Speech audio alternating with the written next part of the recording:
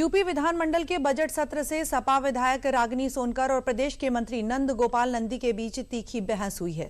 सपा विधायक ने कानून व्यवस्था पर सवाल उठाए तो मंत्री नंद गोपाल नंदी ने पलटवार किए। देखिए रिपोर्ट। तो कहाँ चली गई भाई? 9 सालों में 9% क्यों हुआ है? उसका जवाब जो है वो जनता मांग रही है। अगर उत्तर नहीं सुनना चाहती तो जैसे आपने भाषण दिया कहीं हम भी दे दें। यूपी विधानमंडल के बजट सत्र के चौथे दिन प्रश्नकाल के दौरान उस वक्त विधानसभा का तापमान बढ़ गया जब सपा विधायक रागिनी सोनकर और यूपी सरकार में मंत्री नंद गोपाल नंदी के बीच भरे सदन में वार पलटवार का दौर चल निकला और इसका आगाज सपा विधायक रागिनी सोनकर के इन सवालों से हुआ। आपने 45 लाख करोड़ के एमओयू की बात की। मेरा पहला प्रश्न मंत्री जी आपसे ये है कि मात्र 9% का काम आप 9 सालों में धरातल पर लेकर के आए हैं, उसका कारण क्या है? मेरा दूसरा प्रश्न ये है कि मंत्री जी आपने डिफेंस कॉरिडोर की बात की थी। आज डिफेंस कॉरिडोर के नाम पे जब हम चित्रकूट को देखते हैं, चित्रकूट 0 है। हम झांसी को देखते हैं, झांसी 0 है। हम अगर अलीगढ़ की बात करें, अलीगढ़ 0 है। हम आगरा की बात करें, आगरा 0 है। कानपुर में मात्र 1, लखनऊ में मात्र 2।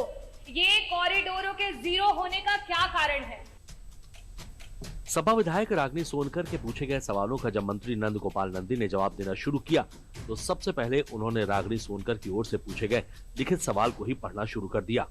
क्या औद्योगिक विकास मंत्री बताने की कृपा करेंगे कि विगत 9 वर्षों से औद्योगिक विभाग द्वारा किए गए दावों एवं घोषणाओं के अनुसार अब तक धरातल पर वास्तव में कितने प्रतिशत औद्योगिक परियोजनाएं क्रियान्वित हो पाई है?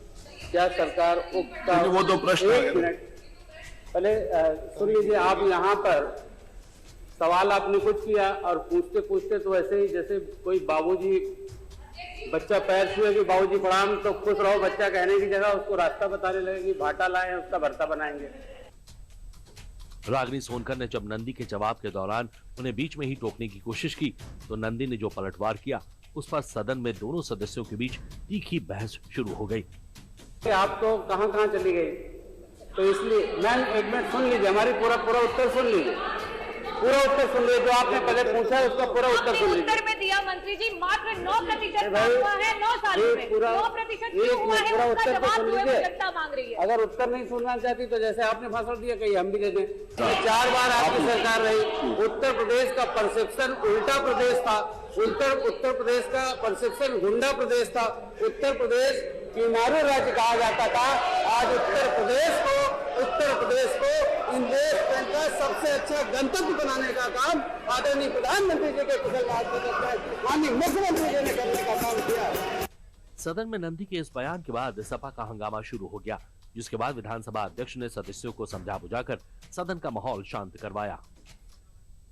तो अभी आपने देखा कि सदन में किस तरह से तीखी नोक-झोंक चल रही थी बजट सत्र को लेकर। तो आइए इस विषय पर और अधिक जानकारी के लिए एमके अग्रवाल जी के पास चलते हैं और उनसे जानते हैं। एमके अग्रवाल जी, स्वागत है आपका। सबसे पहले हमें बताएं कि यूपी विधानमंडल का ये जो महाबजट आया है, इससे किन किन क्षेत्रों को सीधे तौर पर लाभ मिलने वाला है? लेकिन निजी जहां तक मैं देख पा रहा हूं इस बजट को 2026-27 का जो यूपी सरकार का 10वां बजट है, तो मुझे लगता है कि ये बजट अपने आप में जो पहले के बजट थे उसी क्रम में एक और बड़ा बजट है।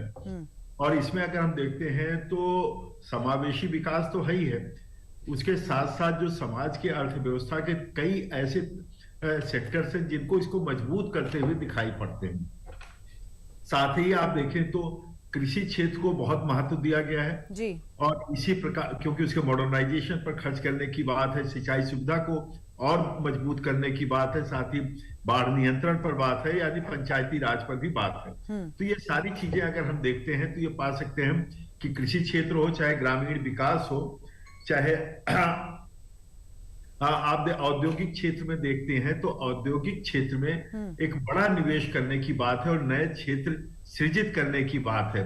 ठीक वैसे ही जैसे कि अगर आप देखते हैं आईटी सेक्टर के साथ साथ अब एआई सेक्टर को भी योगी सरकार सृजित कर रही है, पोषित कर रही है। इसी क्रम में अभी आप देखेंगे तो डावोस में, हालांकि वो बजट का पार्ट नहीं है, लेकिन उसके प्रभाव जो प्राइवेट इन्वेस्टमेंट पर या ग्लोबल इन्वेस्टमेंट पड़ते हैं तो और असरकारी हो जाता है। लगभग 3 लाख करोड़ का निवेश मिला है डावोस में, जिसमें 2.25 लाख करोड़ का निवेश केवल डेटा सेक्टर या एआई सेक्टर के लिए आता हुआ दिखाई पड़ रहा है। बिल्कुल। तो मैं कह सकता हूं कि इस बजट में सर्वांगीण विकास है।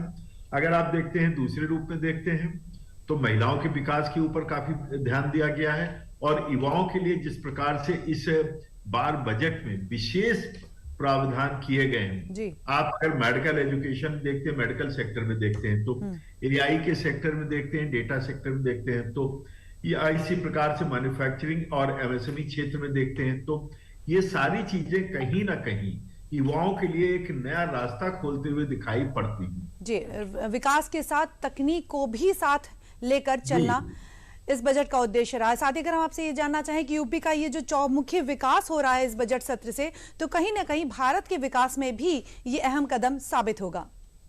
जी बिल्कुल, आपने सही कहा कि अब हम कह सकते हैं कि उत्तर प्रदेश भारतीय अर्थव्यवस्था के लिए एक ग्रोथ इंजन का काम करना प्रारंभ कर दिया है।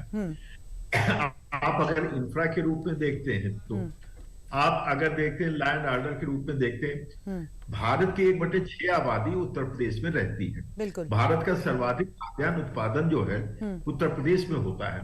तो ऐसे में यदि हम मैन्युफैक्चरिंग सेक्टर में और आगे बढ़ते हैं, और अगर हम देखते हैं तो टूरिज्म के रूप में उत्तर प्रदेश बहुत तेजी से विकसित हुआ है, तो किसको फायदा मिलेगा? एआई के क्षेत्र में अगर 2.25 लाख करोड़ का अभी निवेश आया है, और इसके अलावा 30,000 करोड़ का जो बजट में चर्चा है, 30,000 करोड़ का जो डेटा सेक्टर के लिए आया है जी। तो ये सारी चीजें अल्टीमेटली तो भारतीय अर्थव्यवस्था को ही करेंगी, क्योंकि उत्तर प्रदेश भी भारत का ही एक अंग है। तो यहां अगर विकास होता है तो उत्तर प्रदेश की अर्थव्यवस्था भारत की अर्थव्यवस्था को पोषित करते हुए दिखाई पड़ती। जी जी, बहुत बहुत धन्यवाद एमके अग्रवाल जी हमसे जुड़ने के लिए और जानकारियां साझा करने के लिए।